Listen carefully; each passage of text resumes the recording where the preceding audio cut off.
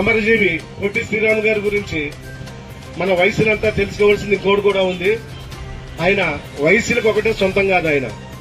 ఆయన తెలుగుదేశంలో ఉన్న తెలుగు రాష్ట్రంలో ఉన్న ప్రజలందరికీ ఉమ్మడి రాష్ట్రానికి ఆరాధ్య దైవం. ఆయన వాస్తవంగా మా అమరజీవి పొట్టి శ్రీరాములు గారు ఎవరైతే ఉన్నారో ఆయన వల్ల భాషా ప్రయుక్త రాష్ట్రంగా మొదట ఏర్పడిన రాష్ట్రం మన ఆంధ్రప్రదేశ్, ఆంధ్ర రాష్ట్రం.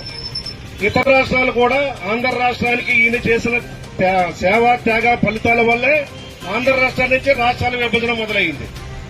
అలాగే పొట్టి శ్రీరాములు గారు హరిజన జనార్దనకి ఆయన చాలా పాటుపడ్డాడు. ఆయన అవసరమైతే సమాజాన్ని కూడా ఎదిరించి నా గురించి ఎవరు ఏమనుకున్నా పర్వాలేదని చెప్పేసి హరిజనులను ఉద్ధరించడం కోసం అవసరమైతే 1944లో గాంధీజీ గారికి లెటర్ రాసి నేను హరిజన జనార్దన చేయబోతున్నానని చెప్పేసి ఆయనకి లెటర్ రాసి రాష్ట్రమంతా ప్రచారం చేసిన వ్యక్తి పొట్టి శ్రీరాములు గారు.